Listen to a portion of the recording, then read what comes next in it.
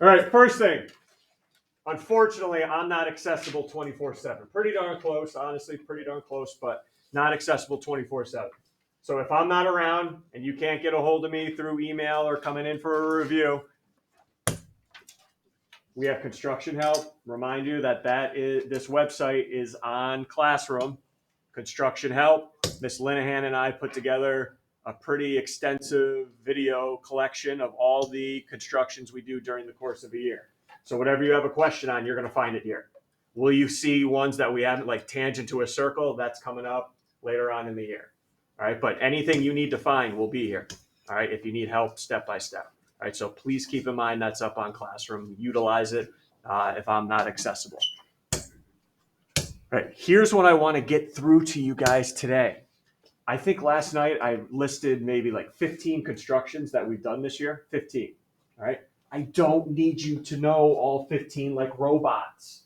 Oh, step 1 followed by step 2, 3. No. Here's what I want you to get out of before you leave the room today.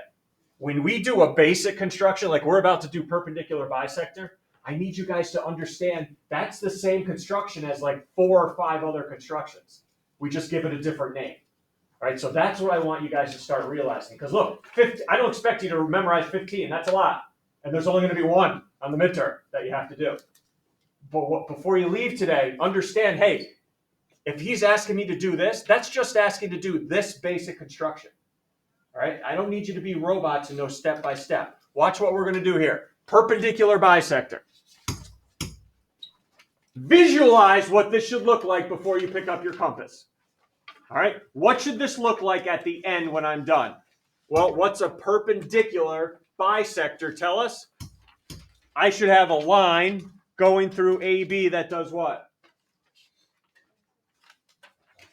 Bisects it. So it should kind of go right down the middle and is perpendicular, should form a right angle. So I should have something that's going to look like this. All right, so quick review. How do I do a perpendicular bisector? I put my compass point on one of the endpoints. Open it up then more than half the length. And you want to do a decent size arc here because I need 2 points of intersection at the end. 2. So you want to do a decent size arc.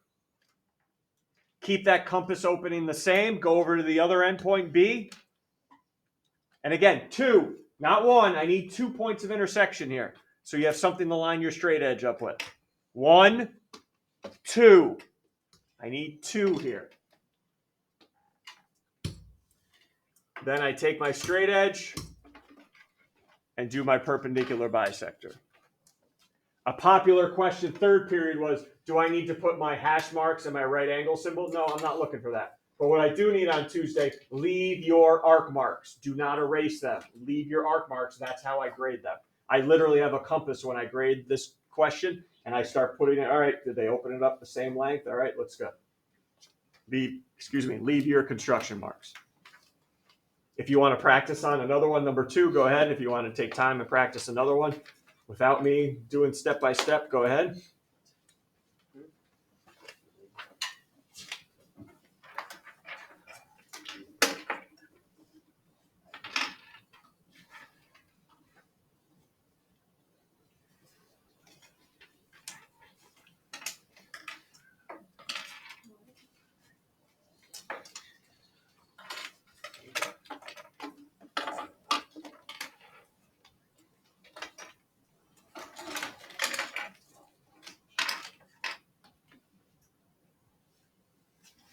Let's see. Well, 1 you have to do, actually, with your compass and straight edge, but multiple choice, I may throw 1 or 2 on that say, hey, look at this construction that I did. What did I do? All right, what's this a construction for? Okay. But 1 in the part 2 or 3 section that you have to actually do out. Yeah, I love how long like the markings are, like the multiple choice. I'll do the full construction and say, what did I just do? Type deal. So if you did this, you Yep. put the right angle signs. Yeah, I want to put the markings and stuff. Yeah. All right, we good? Everyone's got good practice. All right. How powerful this construction is. If you know how to do a perpendicular bisector construction, You may not know it now, but this is what I want you to realize. What else you could do with that construction? First, right off the bat, what's that right there of AB? So you can use this construction to find a midpoint. So on Tuesday, hey, here's line segment CD, find the midpoint. Oh, wait, what? How do I do that step by? No, you don't need step by step. You just need to know how to do a perpendicular bisector. That's it. Now wait, if you can find a midpoint using that, name the segment I can do in a triangle from a vertex to a midpoint. What's that segment called again? From a vertex to a midpoint. That's called a. Oh, guys, you can do a median. Same construction. Just find the midpoint and then draw it from the vertex. So find a median. Same construction. Whoa. But if I do all three medians in a triangle, I found the centroid. Oh, this is what else you can do. Find the centroid using this construction. Oh, I'm not even done yet. There's a fourth one you can do. What was this construction again for A? The basic one. This is just a perpendicular bisector. So if I give you a triangle and I draw in all three of those, what have I just found? There you go. So we can find the circumcenter using this.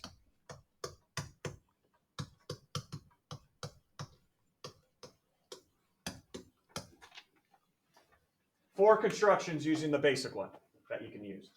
All right, so again, you see where I'm going, where you don't need to memorize, oh, wait, how do I find a centroid again? Got to do this. No, do a perpendicular bisector. Call it a day.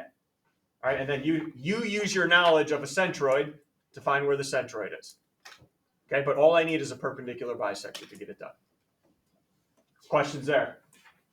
All right. Again, you will see me not go through every page here because I am not wasting your time. I know what the construction is on the midterm, so we're just going to go through a bunch of different options here now. Next one, angle bisector. Let's review how to do an angle bisector.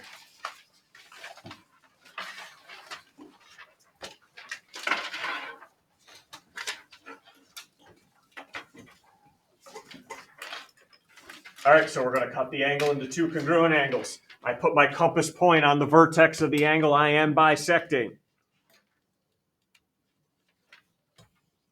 And I make an arc through the two rays of the angle. And it has been a while since we've done constructions. I remember some of you guys really having a tough time. And the reason why, if you remember, you guys make such large arcs. Relax. Small arcs will do the trick. All right, because you have like millions of places they all intersect. You're like, where do I go? Stop with the large arc marks. Nice and small that get the job done. All right, your arc should have intersected in two spots, right? Should have intersected your angle in two spots. That's where you're going to go next. All right, you're going to put your compass point on one of those two spots. And now I don't need large ones. This is the problem. You guys are going to make a huge one here that intersects that first one, and I don't need it to. All right, make small ones. I just totally got fired up there and lost my spot. There we go. Whoop, does the trick. That's all I need, does the trick. And then go over the other arc, go over the other point of intersection, and these two should intersect each other. I don't care about the first one. Little fireworks for you, angle bisector. And draw in your angle. You want to put the two arc marks that show me those angles are now equal because it was bisected. Go ahead. I'm not grading you on that. All right, I'm not going to take off on Tuesday. I just need to see your arc marks, the actual construction marks, I should say. All right, if you want to try it out again on your own for number 2, feel free. And then we'll talk where else can I use this construction for.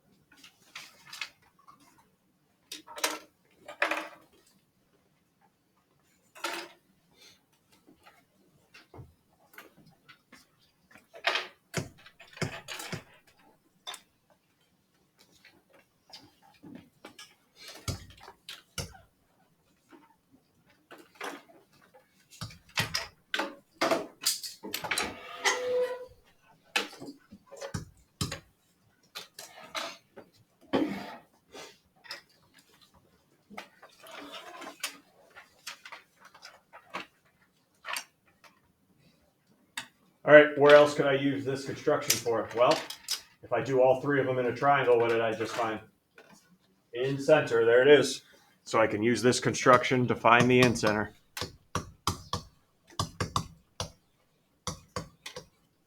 Find the in center for this one.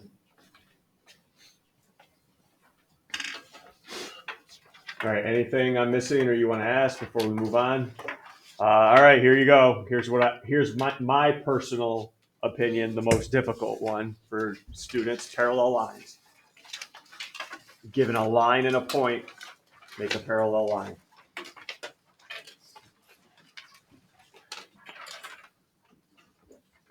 The directions here are a little bit different than how I taught you. All right, so I'm just going to go with what I showed you.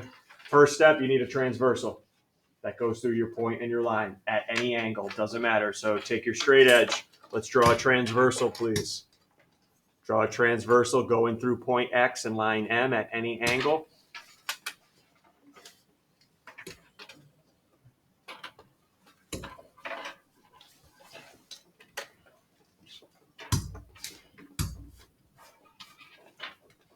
And all we are going to do is copy an angle.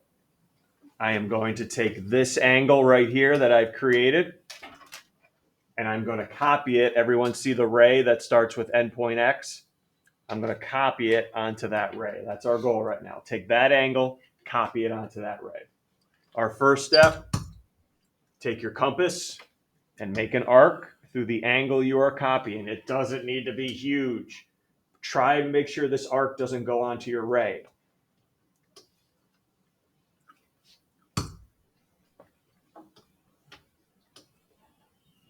Boom. Go up to the ray now. Put your compass point on endpoint X and make that same sized arc with the same opening of your compass. Make sure it's all on the same side of the transversal too. Again, doesn't have to be large.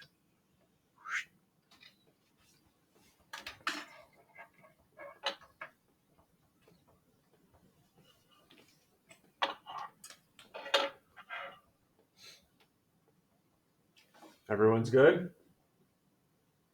All right, here, the next two steps are important. The last two steps here. Go back to the angle we are copying down below. Go back to the angle we're copying. Now you want to open up your compass. No markings, just open up your compass to those 2 points of intersection you made. All right, no mark. You're just measuring the distance with your compass. Measure the distance.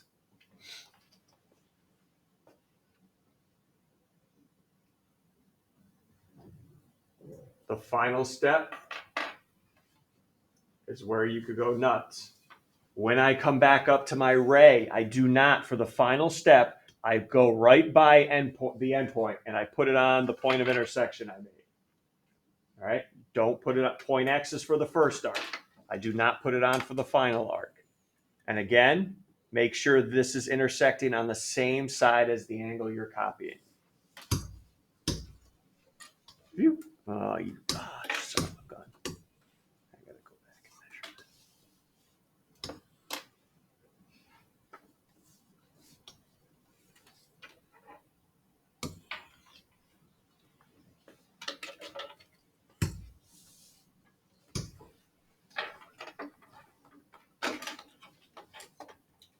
And hopefully it lines up with X. Take your straight edge.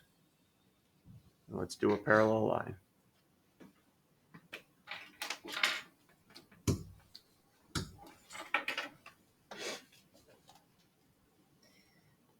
It works because what did you just create?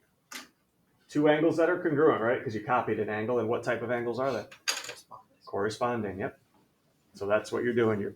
So that's why I'm not going to go over copy an angle, because you guys just copied an angle onto array there, right? So we're not going to review copy an angle. That's also in your packet. If you want to go ahead, there's a second one right next to it. Go ahead. I can help you out if you get stuck. How does it put arrows in the lines that we draw? What do you mean? Well, it does say construct a line. So I am going to be picky. Yeah, not a line segment, construct a line. Oh, what do you mean? The symbol for parallel, Matt? or an actual on the actual line you put? Like what I have, like this, you mean? Yeah. No. Like the arrows. Here? Yeah. Yes, I do care. It says construct a line. Zeev? Yes, I understand compasses shake a little bit. As long as, I'm not looking at something like that. All right, yeah, I know it's going to be, it might be a little off. Compasses shake and they open and close easily because they're not tight. That's fine, I get it. It's your construction marks that are going to get it. I don't look at what it actually looks like. I just open up your compass, make sure you follow the steps. That's what I'm going to do. Are the arcs in the right spots?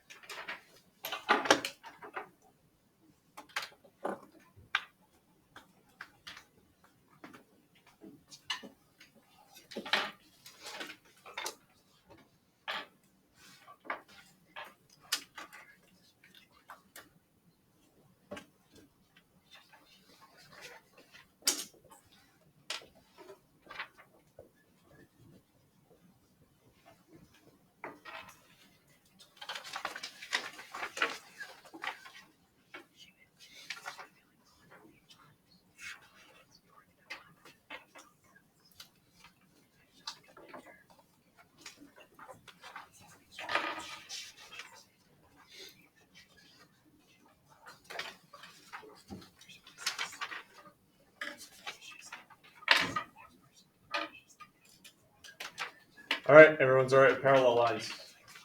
I don't have a use for because this is it, parallel lines. But make sure you know it's copying an angle. Okay, that's what you're doing, copy an angle onto a ray. All right, one more I'm going to do with you, and that is perpendiculars given a point not on the line. All right, so make sure we find this perpendicular not on the line, points not on the line.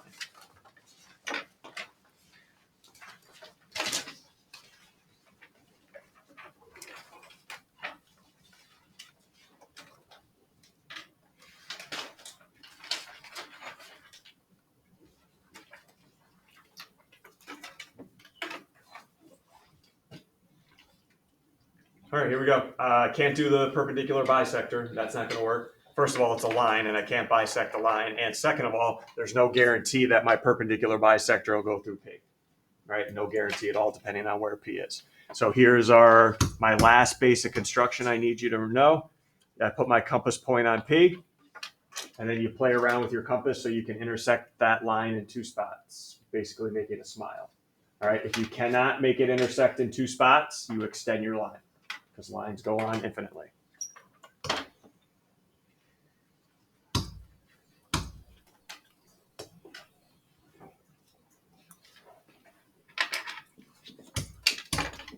From here, you're starting to notice, right? Most of these constructions, the first arc is just so you know where to put your compass for the next two spots, for the next two steps. All right, and that's exactly what this is. Put my compass point on one of the points of intersection.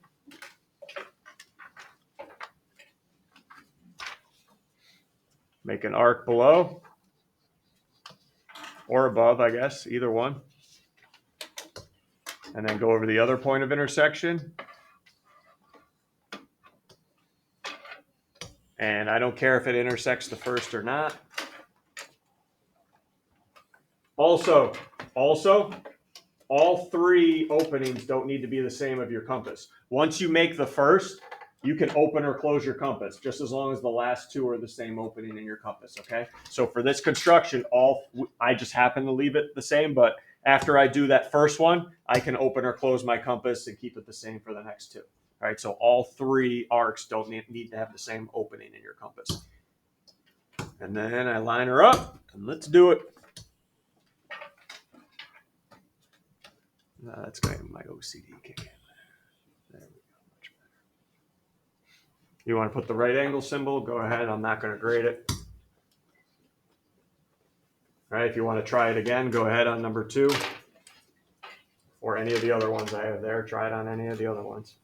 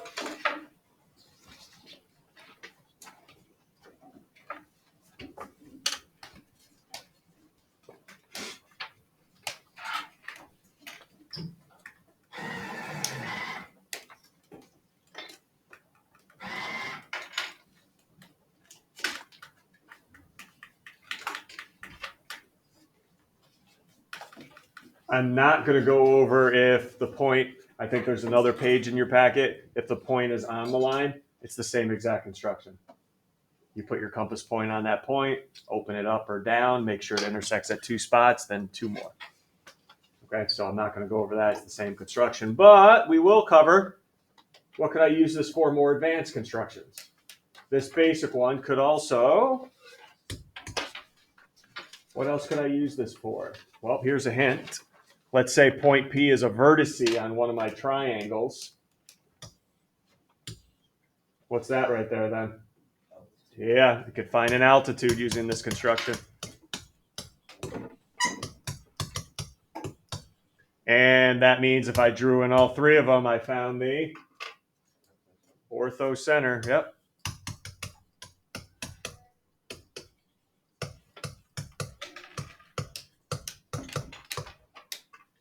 And also, you know what? I'm thinking about this. I'm going to go back to perpendicular bisector, and I'm going to add something else we could find. And this just came to mind because this was asked on a previous Regents exam.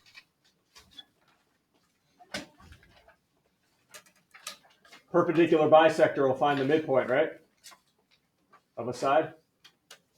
In a triangle or a trapezoid, if I connect 2 midpoints, what do I end up forming? Yeah, this can do a midsegment. Right? If I find the midpoint of one side using this construction, find the midpoint of a second side, connect them, we found a midsegment.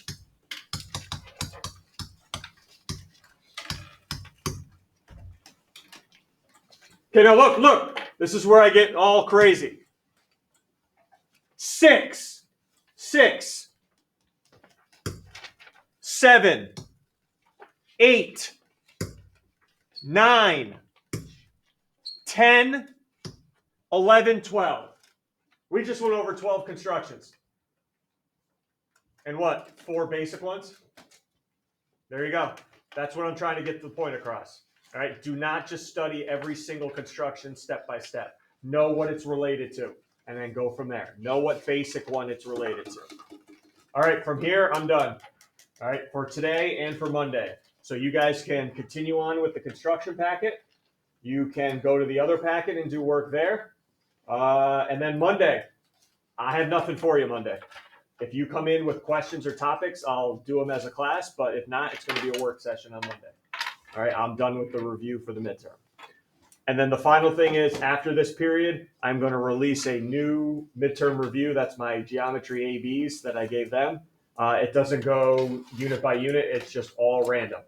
There's 7 reviews on that just are all random questions if you want to print that out and use that as well. All right, so I'll post that next period.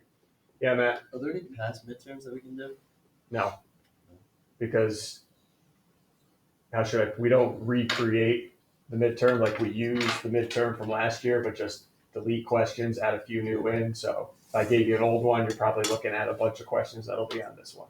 Okay, so no, I can't give you an old midterm, sorry.